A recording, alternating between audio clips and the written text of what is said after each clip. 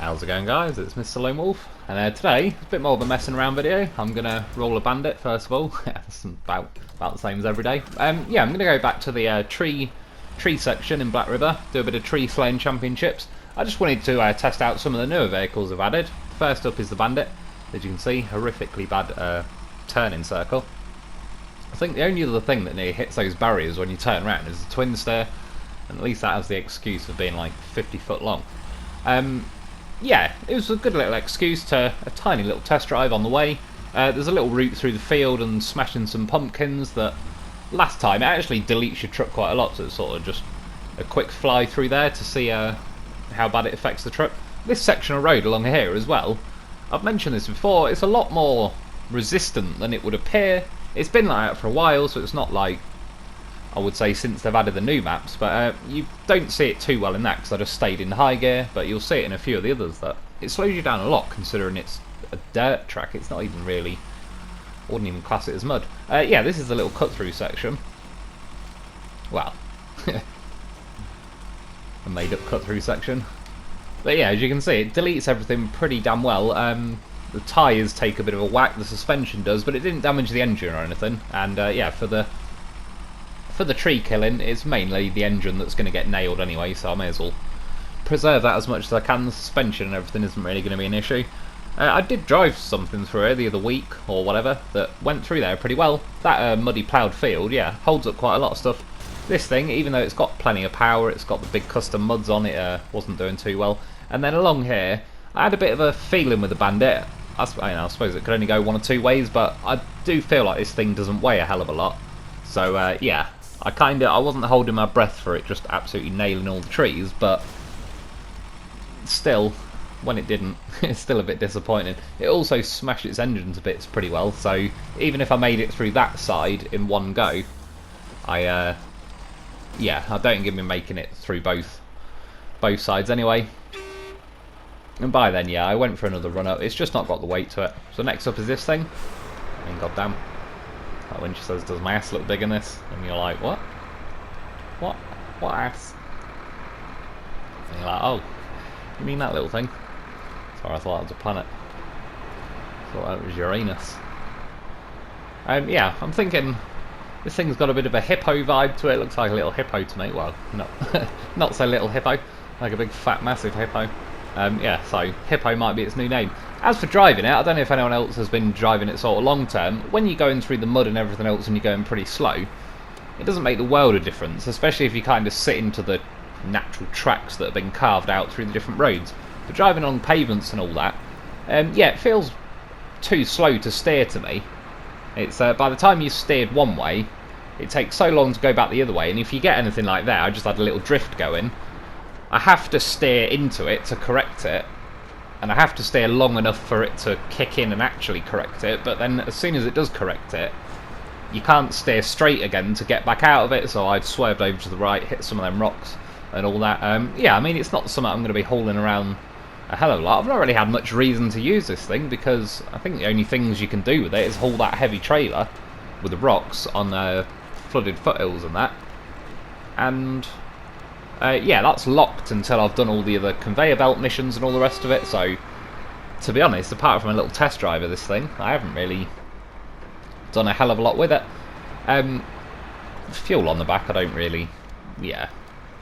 I suppose it's better than just completely not having it, but I'd prefer something like a saddle high. It'd be pretty cool, so you could actually tow some trailers around with it or something. Because I certainly wouldn't be sending this out as a serious like fuel delivery truck. I'd even say the Cat 745C would be a better fuel delivery thing than this. However, one thing where it does shine, to be honest, maybe the fuel on the back makes a bit of a difference, but I shouldn't imagine a lot, if any, because this thing clearly weighs like a lot anyway. It's yeah, you can just tell when you're driving it, it's a bit of a solid lump, so it was more, the thing that was worrying me with that was, is it going to have enough speed? Which is why I went through there in auto. High range is the best one, because every truck really, as long as you've got some speed going, it kind of sits in high range very well and is pretty damn good for planting the trees. But yeah, as this thing's pretty slow anyway, I reckon in high range, it'd probably still knock some trees over, but it wouldn't take a whole lot for that to cut your speed enough that it just goes a bit slow. Yeah, got through them all in the end though, pretty well. Next up is the Western Star 49X. Hell of a lot better turning circle than the Bandit. And yeah, this thing's got plenty of speed to it, so as far as like smashing into the trees, it's certainly going to pick up enough speed. It's not got the biggest tyres in the world though, and obviously it's a bit muddy where it is. You can see it's fast enough to drift around. It's a bit of a mad one, but I kind of like that because I can always stick it in high range and just potter around at this sort of speed. But so the fact that the option is there, that you can go flying around, is yeah, I appreciate in this game the way the trucks kind of handle when you're going over 40 or 50 mile an hour or whatever it'd be in this game. Yeah, they all act like they're just on black ice really, that's about it. Yeah, but the thing is with this, it doesn't weigh a hell of a lot, so it was kind of similar territory to the Bandit where I was like, it's, again, certainly got the speed, but is it just going to bounce off the trees, or is each tree I hit just going to completely cut the speed out of it? I believe there's a little glitch here, the computer couldn't handle me running over some pumpkins, but you can see from the damage at the end, it didn't delete the suspension too badly. I believe all the rest of the stuff is pretty healthy. I'm sure the tyres took some damage, but nothing to worry about, no burst tyres or anything. I'm doing that to knock the fences down. Yeah, fortunately, it was the good side of things, where it was knocking a little bit of speed out of it with each tree hit, but it kind of dug in pretty nice and quickly, zipped back up in a high range, and yeah, managed to nail my way through all of them. However, you can see the engine took a bit of a good old beating, so I'm going to try and go back through this way, but I'm assuming it's not going to make it all the way because it's taken more than half the damage from half the trees. And yeah, I mean, this is one of those videos, I don't really know. To be honest, the good thing is, I did learn something in this video. The bad news is, I honestly forgot what it was I learned, but I remember the feeling of learning something. That's what she said. Yeah, I just have this feeling that I did something, I was like, yeah, I wouldn't have known that if I didn't do this. But now I do. Oh yeah, I'll tell you one thing, I don't know if this was a thing, but things weren't stalling very easily, considering this thing's got like a little blip of engine health left that you can barely see. Things did stall eventually. It wasn't just this, so it's not like this is I don't know, got some like special treatment. You can see now it starts stalling and stuff. It made it through a fair amount of the trees, considering the health it had left. Broke its engine on that tree, so yeah. What is that? I think there's 16 trees in total, so it made it through 15. Not a bad result. It's got a pretty decent horn. It's up there as a top contender, that horn. I quite like it. This thing, well, where do we start with this thing? First of all, it's a bit erratic to drive, just on this little short section going down here. Also, the power just...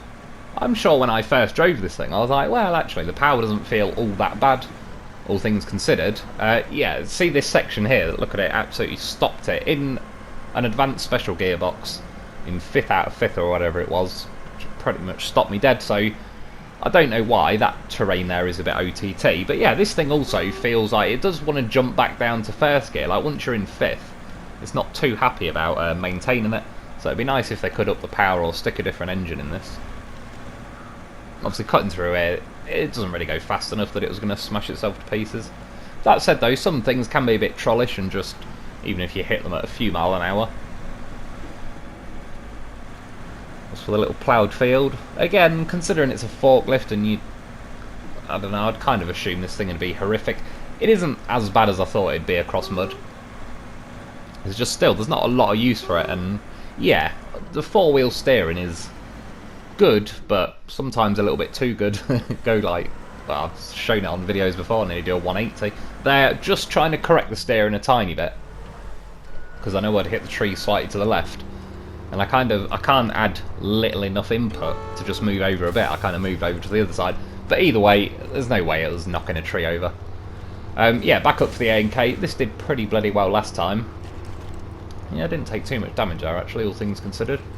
I might have already driven through it, maybe I didn't reset the map. Yeah, in fact, that's true. The pumpkins are already dead. I believe I just had to recover the forklift, but I didn't have to like refresh the map. I just wanted to bring this for another go, because it's got the A&K, sorry, the custom Taiga muds or whatever they are. It's also got, is it tuned custom suspension and active suspension? I believe I've got the raised custom suspension on this, because in theory, at least anyway, when you're knocking the trees over, the higher your point of contact with the tree, it kind of helps lever them over. Like if you were really low down and you hit the tree, you're kind of trying to knock it out. You're trying to bend it over from the base. That definitely sounds like something she'd say. Yeah, whereas like the taller your vehicle, you're kind of levering it over a lot more. I mean, that's about as wrong as it could go. Went for a jump. It's a bit hard to steer because it does jump there. Yeah, I thought I'd have another go. Went about as bad as it possibly could. Popped a wheel off a tree and tipped. Next up, just wanted to give this thing a go. It didn't do very well at all last time. It turns out the engine power to weight ratio doesn't change a hell of a lot. This thing's main problem as far as squidging trees go is it doesn't weigh a hell of a lot, but they've added that new engine for the Bandit and you can put it in this thing. It appears to be the better engine. Again, the power to weight is S+, I believe, but the durability goes down and the fuel consumption goes up, which to me it sounds like a good thing. That's generally how games work. They give you more power, they'll make it a weaker engine or drink more fuel, which yeah, was a good sign. However, I think last time this thing only did like 1 or 2 trees before it just basically bounced off them. It made it through 6 this time, which is not too bad. It did smash the engine up pretty good. It also knocked the last 2 trees down in one go. So yeah, don't know how much difference the power to weight or that newer engine is making. Like maybe I just got a bit of a luckier run this time. Nonetheless, we'll attempt it again. Ooh. Nearly run over a wild cargo there. Where that came from. Yeah, I managed 2 and it bounced off to the side. I was nearly going to call it a day now. The engine is practically done anyway, but I was like, well, actually, we'll see.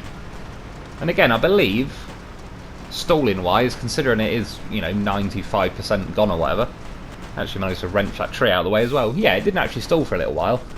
And I cut a bit out, but I hit another tree, reversed up, and then yeah, the last tree broke the engine along with it. 3 trees left, so what's that, 13 it made it through. And last but not least, of course, you thought he was having a day off, but he's goddamn professional. He stays until the job done. You don't have to tell a loaf twice that we're off to kill some trees, and he would like to help out. And yeah, the first time I tried with the Bandit, weight was a bit of an issue, so got myself a weight distribution loaf. And we'll see if it helps at all. You can see how much it's absolutely deleting the suspension, the tyres and everything. They're only little hits to be fair, so considering how much actually flashes up, the suspension's still got about half left. No tyres have actually burst, but nonetheless, like I bet a lot of the tyres are, you know, on like 20-ish health now. It now means further down the line I can only take a bit of a trollish hit and the tyre's gone. Oh, it's looking good. It was going pretty well until it was only because the engine got damaged enough that the Bandit started stalling, so it just cut my power. A bit unlucky there, I'd say, because yeah, things haven't really been stalling that badly, but that kicked in pretty quick. And again. But you can see, it's got that horse of a vehicle. It helped the situation out. We got 7 trees in a row. Got the last one, and then I've even got a repair kit as well. Like I say, you have to unpack the loaf to get access to the repair kit again. It's not the end of the world. At least it's just a click of a button, nothing too special. Yeah, I'm still trying to remember what it is I learned from making this video. I'm convinced there was something. Maybe it's that I enjoy killing trees, but I kind of feel like I already knew that.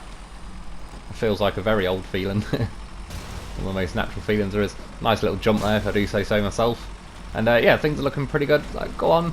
Yes. What a goddamn professional. See?